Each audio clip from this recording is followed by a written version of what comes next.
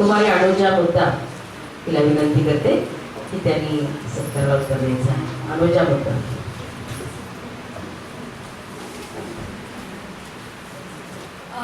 नमस्ते, good evening. अध्यक्ष रोटरीचे विशाल जैन, प्रमुख पाहुण्या माननीय तृप्ती अंधारे, रोटरी क्लब उदगीरचे सचिव सुरेश पुनराव आणि project chairman Manandatai Soltake. I really want to thank you all from bottom of my heart. Special thank you to Manandatai and Jyoti Kapoor. They have been thinking of inviting me for some time now. आणि खूप बरं वाटलं की तुम्ही इकडे मला बोलावलं. So thank you so much for giving me the opportunity.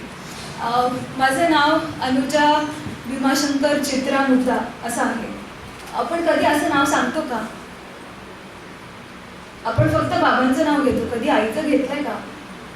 तर मग आज वुमेन्स डेच्या ऑकेजनवर मला हे खरंच सांगावंसं वाटतं की ह्या लहान लहान गोष्टींवरून कळतं की कसं स्त्रियांना महत्त्व दिलं जात नाही. की मी नेहमी अभिमानाने सांगते की माझं नाव एकतर मी सांगणार अनुजा मुद्दा शॉर्ट, नाहीतर मी सांगणार अनुजा भीमाशंकर चित्रा मुद्दा, हे माझं नाव आहे. तर मला खूप अभिमान वाटतो असं नाव सांगायला. तर बिफोर आय स्टार्ट मला हे सांगायचं की मी 4 गोष्टींमध्ये नेहमी विश्वास ठेवला. एक की स्वतःवर विश्वास ठेवायचा, दुसरा कशावर तरी श्रद्धा असावी, देवावर, आईबाबांवर, फॅमिली मेंबर्सवर. आमचा मुद्दा परिवार खूप मोठा आहे, तर फॅमिली मेंबर्सवर कशावर तरी श्रद्धा ठेवा, म्हणजे आपोआप वाट दिसत असते पुढे जायला आयुष्यात. तिसरी गोष्ट, नेहमी मोठा विचार करा, थिंक बिग. जर मोठा विचार कराल तर मोठ्या गोष्टी होतील, जर चांगला विचार कराल तर चांगल्या गोष्टी होतील. तर मी खूप मानते की मला जे काही हवं आहे मी असं व्हिज्युअलाइज करते की ह्या गोष्टी अशा होत आहेत आणि ते तसं होतं, घडतं. It is the secret, you can say recipe for success, की व्हिज्युअलाइज करा, विचार करा आणि गोष्टी कशा होत आहेत. It's that simple. आणि चौथी गोष्ट, खूप डिसिप्लिन आणि हार्डवर्क लागतं जे काही आपण अचीव करतो त्याच्यासाठी. I think I am too young to speak all this, पण तुम्ही सगळे इकडे तुम्ही सगळ्यांनी भरपूर काय अचीव केलं आहे, माझं अजून काहीच नाही आहे. पण मी हे बिलीव्ह केलं आणि ज्याच्यामुळे मला जे काही मी अचीव करू शकले ते मिळालं. तर मी माझं इंट्रोडक्शन आणि माझी स्टोरी 4 स्टोरीमध्ये सांगणार, छोट्या छोट्या स्टोरी, जास्त वेळ नाही घेणार. पण मला खूप आवडेल बोलायला. का आवडेल तर भरपूर जागी गेल्या 2-3 वर्षात मला इन्व्हाइट केलं गेलं, भरपूर जागी माझा सत्कार झाला, न्यूज चॅनेलवर माझे इंटरव्ह्यू झाले, भरपूर न्यूजपेपरमध्ये पेज 1वर सलमान खान, शाहरुख खानच्या न्यूजच्या वर माझा मोठा न्यूज आला. पण मला नेहमी वाटायचं की उदगीरमध्ये मला अजून लोक ओळखत नाही, उदगीरमध्ये माझा अजून सत्कार नाही झाला, म्हणजे ते कुठेतरी मला वाटायचं की काहीतरी इनकम्प्लीट आहे. आज मला खूप कम्प्लीट वाटते की म्हणून तुम्हाला थँक्यू.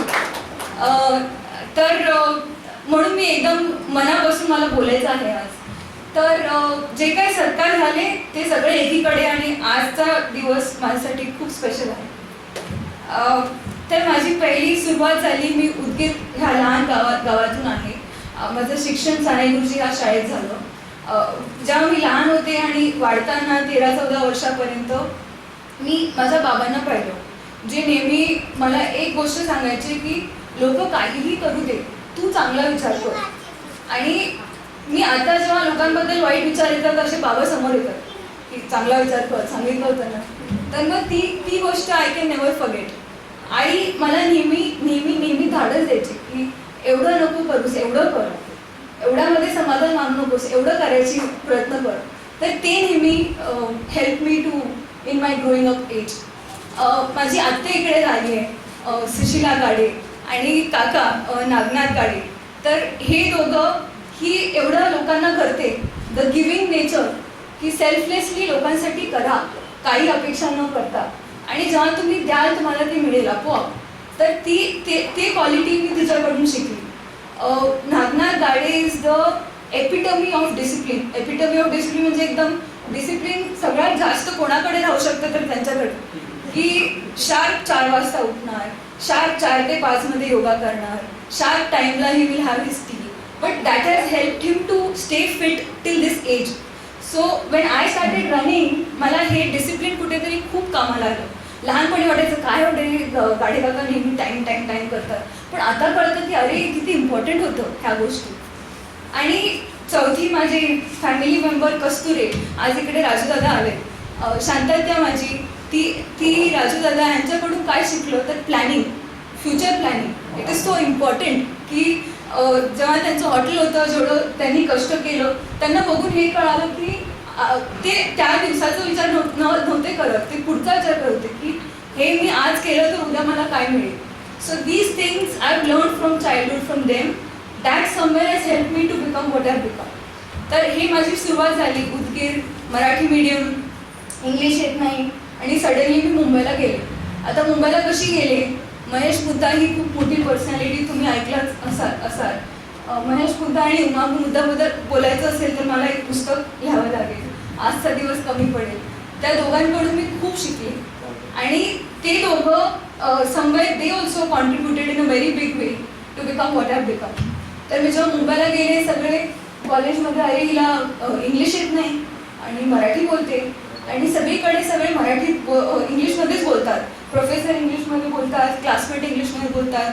मला वाटायचं अरे मी कुठल्या तरी गावातून आले, आणि खूप I to feel small, I to feel very discourage, आणि भीती वाटायची लोकांशी बोलताना. पण मी म्हटलं की okay, I have 4 secrets to happiness. 1, work hard, there is no substitute to work hard. दुसरा, बिलीव्ह इन युअर सेल्फ. तिसरा, visualise that you can achieve something. तर मला एवढंच करायचं होतं की व्हिज्युअलाइज करायचं होतं की मी इंग्लिश बोलू शकते, आणि मी भरपूर वाचायला लागले. मी खूप पुस्तक वाचायची, आणि एवढे पुस्तक वाचल्यामुळे आणि कुठेतरी हिंमत केल्यामुळे मी इंग्लिश बोलायला लागले. आता हा झाला माझं बीकॉम पर्यंतचा जर्नी. बीकॉम नंतर एकदमच मी शिवाजी पार्कमध्ये मुंबईमध्ये दादरमध्ये राहायचे. तिकडे मी चालायला गेले असंच माझ्या काकूबरोबर, आणि चालायला गेले, आणि एक ग्रुप होता मॅरेथॉन रनर्सचा. त्यांनी मला पाहिलं, हा चमत्कार होता. त्यांनी मला पाहिलं, थांबवलं, आणि म्हणतात तू चालतेस कशाला, धावायला आहे आमच्याबरोबर. मी म्हटलं पण मला तर काय फिटनेस बॅकग्राऊंड नाही आहे, मी असं कसं धावणार. ते म्हणतात नाही तू धावणार, चल आमच्याबरोबर धावायला. आणि खेचून घेऊन गेले. मी कुठेतरी अर्धा 1 किलोमीटर धावले, आणि श्वास येत नाही. मला वाटतं झालं आता माझा आज शेवटचा दिवस आहे आयुष्याचा. आणि म्हटलं की, आणि स्पोर्ट्स बॅकग्राऊंड काहीच नाही. उदगीरमध्ये सानेगुरुजीमध्ये काय लेझिम खेळला मी तेवढंच, त्याच्या व्यतिरिक्त काही स्पोर्ट्स नाही, आणि कॉलेजमध्ये पण काही स्पोर्ट्स नाही.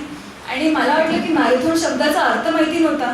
मी फक्त हो म्हणाले, काहीतरी धावले, घरी गेले, मी गुगलवर चेक केलं मॅरेथॉन काय असतं.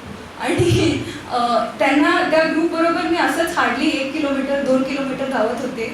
15 दिवसांच्या अंतरामध्ये मुंबई मॅरेथॉन होता, स्टँडर्ड चार्टर्ड मुंबई मॅरेथॉन. ह्या लोकांनी मला न विचारता 42 किलोमीटर डिस्टन्ससाठी माझं नाव रजिस्टर केलं, आणि मला फोन करून म्हणतात तेरे लिए रजिस्टर किया है 42 किलोमीटर, भाग ले. म्हटलं भागले काय असतं, आणि म्हणाले की बडा शूज पहनना. म्हटलं बरं बडा शूज. माझे शूजचे साईज 7.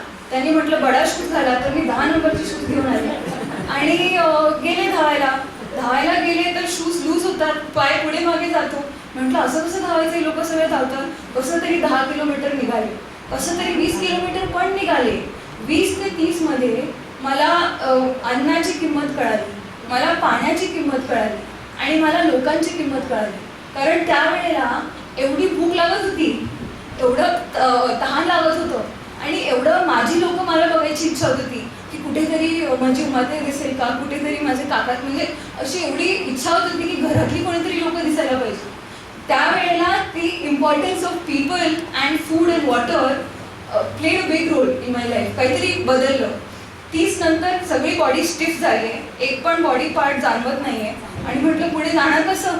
आणि एवढं एकच विचार की 40 किलोमीटरचा 42 किलोमीटर फिनिश लाईन तर मला पाहायचं आहे. मी जमिनीवर स्वतःला खर्चटत घेऊन जाणार, पण मी जाणार.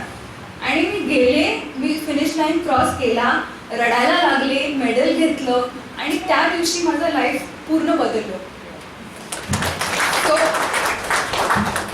मला वाटलं की जर मी काहीच स्पोर्ट्स बॅकग्राऊंड नसताना आणि काहीच एज्युकेशन नसताना स्पोर्ट्सबद्दल जर 42 किलोमीटर धावू शकते तर मी आयुष्यात काही पण करू शकते. म्हणजे असा एक वेगळाच कॉन्फिडन्स माझ्यामध्ये आला. आणि त्यानंतर पुणे टू गोवा हा कॉन्सेप्ट माझ्या डोक्यात आला. मी म्हटलं आता सगळं केलं, रनिंग केलं. रनिंगमुळे बाय द वे दुसरी स्टोरी, आता ही एक स्टोरी झाली, दुसरी स्टोरी. रनिंगमुळे मी एवढा कॉन्फिडन्स आला आणि मला वाटलं की चला आता करिअरमध्ये काहीतरी बघूया.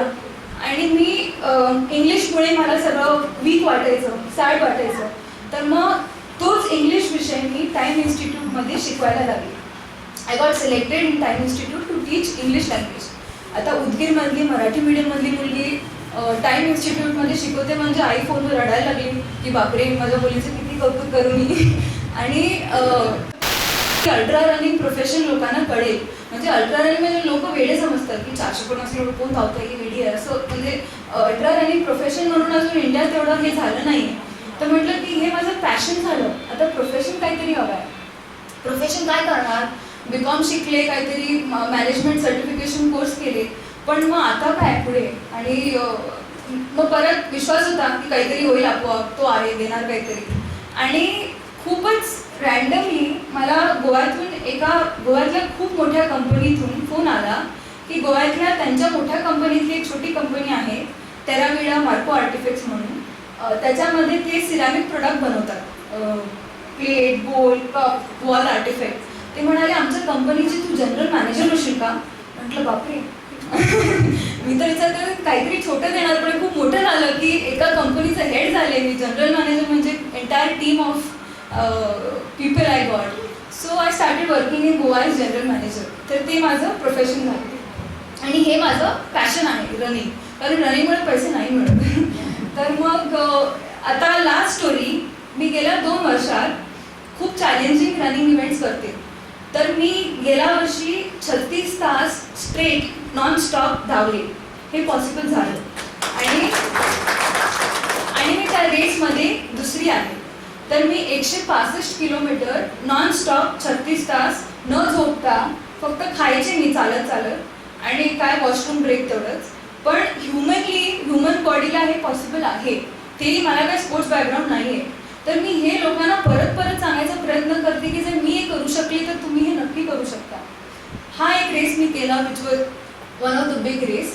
दुसरा रेस मी केला जो लडाख माहिती आहे तुम्हाला, जम्मू काश्मीरमध्ये 18,000 फीट ऑल्टिट्यूडवर जिकडे ऑक्सिजन कमी असतो तिकडे मी एक रेस केला.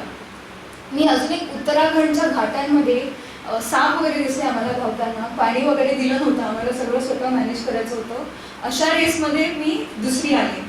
आणि महाबळेश्वरमध्ये एक रेस झाला तिथे मी पहिली आले. तर सांगायचं तात्पर्य हे की असं नाही मी सगळं सोडून धावते दिवस रात्र. मला ऑफिस असतो, 9 ते 6 ऑफिसला जाते. मी गोव्यात एकटी राहते तर स्वतःचं ब्रेकफास्ट लंच डिनर मलाच बनवावं लागतं. मी भांडे पण घासते, घर सगळं मी करते.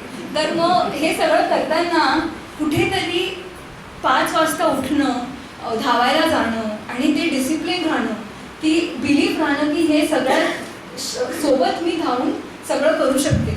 तर मग तुम्हाला वाटत असेल की येऊन बोलते आणि जाते, आता तिला काय माहिती आहे मला घरी किती कामं असतात आणि हे सगळं. तर मला माहिती आहे घरी किती कामं असतात कारण मी स्वतः करते. तर मग कुठेतरी तुम्ही प्लीज काहीतरी स्वतःसाठी करा.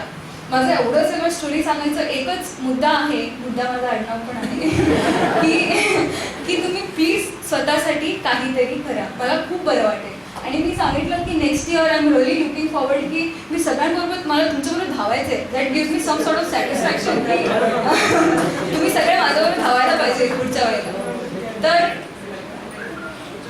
येस तर परत एकदा खूप खूप धन्यवाद. मी खूप आभारी आहे की मला हा चान्स मिळाला. I was very emotional today.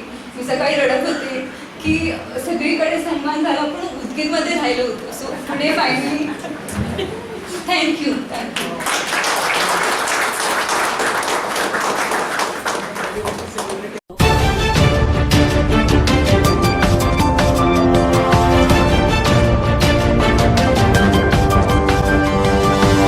Thank you.